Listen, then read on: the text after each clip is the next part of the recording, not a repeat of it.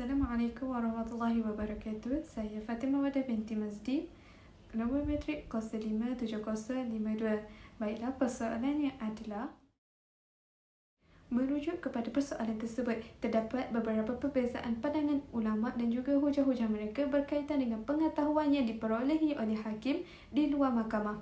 Yang pertama, menurut pandangan mazhab Zahiri, wajib bagi seseorang hakim menghukum berdasarkan kepada pengetahuan yang diperolehinya di luar majlis perbicaraan dalam kes-kes yang berhubung dengan hutang piutang, qisas, harta, kehormatan dan juga hudud. Sama ada hakim tersebut masih lagi sebagai hakim ataupun selepas menjadi hakim. Kerana mereka juga berpendapat bahawa hukuman hakim berdasarkan kepada pengetahuan adalah lebih kuat kerana ia merupakan satu keyakinan. Antara hujah mereka ialah yang pertama, seseorang hakim menghukum ta'dil dan tajriz seseorang saksi itu berdasarkan pengetahuannya. Dan yang kedua, Allah berfirman yang bermaksud hendaklah kamu menegakkan keadilan menjadi saksi kerana Allah. Tidak dinamakan keadilan jika orang yang zalim dibiarkan dengan kezalimannya tanpa diperbetulkan oleh hakim, sedangkan hakim ni dia mengetahui kezaliman tersebut. Seterusnya, menurut pandangan mazhab Syafi'i, yang mana mazhab Syafi'i ini dia membezakan hak manusia dengan hak Allah. Hak manusia dia terbahagi kepada dua. Yang pertama, tidak harus bagi hakim menghukum berdasarkan pengetahuannya. Hujah mereka, yang pertama, sabda Rasulullah sallallahu alaihi wasallam kepada Al-Hadrami yang bermaksud sama ada dua saksi bagimu atau sumpahnya, iaitu orang yang didakwa dan tidak ada jalan lain melainkan demikian.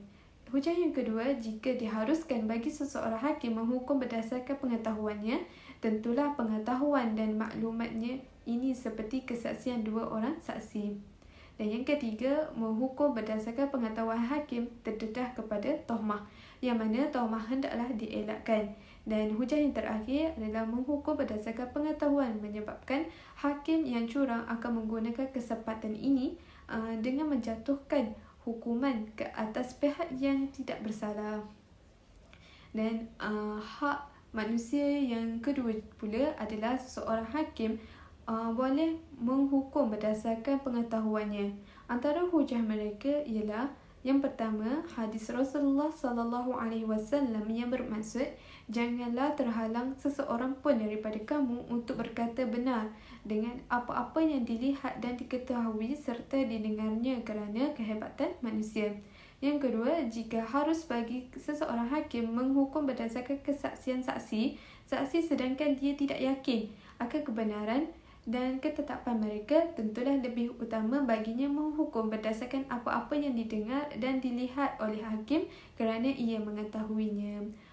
Manakala hak Allah pula, menurut mazhab Syafi'i, pendapat kebanyakan mereka mengatakan tidak harus bagi seseorang hakim menghukum berdasarkan pengetahuan.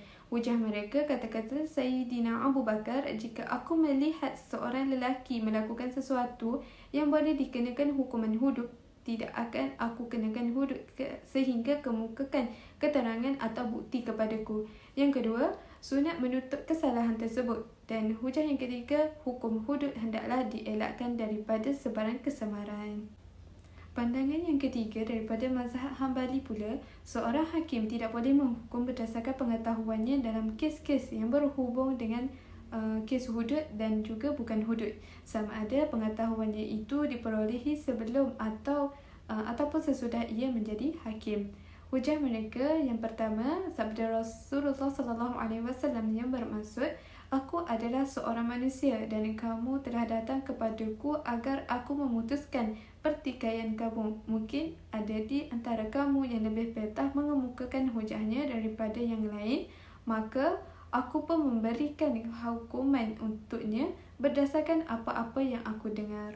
Hujah yang kedua, dalam hadis yang lain pula, Rasulullah sallallahu alaihi wasallam bersabda yang bermaksud, bawalah dua orang saksi bagimu atau dia bersumpah dan tidak ada yang lain melainkan demikian. Dan yang ketiga, diriwayatkan bahawa telah datang dua orang lelaki bertikai dengan Sayyidina Umar. Seorang daripada mereka berkata, Tuan adalah saksi saya.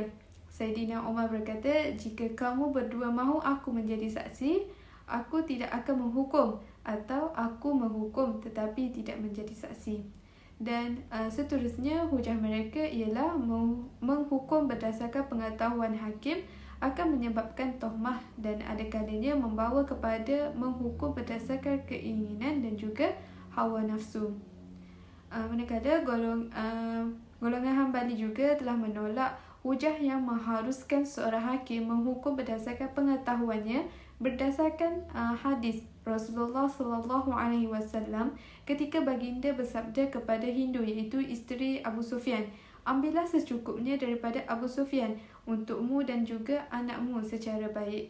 Dan golongan Hambali juga dia menolak hujah yang menerima hukum hakim berdasarkan pengetahuannya sendiri dan menolak kesaksian saksi. Hujah mereka, hukuman yang dijatuhkan hakim berdasarkan kesaksian saksi yang ada tidak menimbulkan tohmah, sedangkan hukuman hakim berdasarkan pengetahuannya iaitu pengetahuan hakim menimbulkan tohmah. Seterusnya, pandangan mazhab Maliki pula berpendapat bahawa tidak harus seseorang hakim itu menghukum berdasarkan pengetahuannya dalam semua kes sama ada perkara itu diperolehi sebelum ataupun sesudah menjadi hakim. Hujahan mazhab Maliki ini adalah sama dengan hujahan mazhab golongan Hambali. Tetapi sebagai hujah tambahan, mazhab Maliki mengatakan bahawa apabila seseorang hakim membunuh saudaranya dengan alasan ia mengetahui saudaranya itu telah melakukan pembunuhan, maka ia dianggap membunuh dengan sengaja. Dengan demikian, ia tidak berhak mewarisi harta saudaranya itu kerana adanya tohmah. Berdasarkan kenyataan ini, bolehlah dikiaskan kerana masalah lain kerana ada tohmah.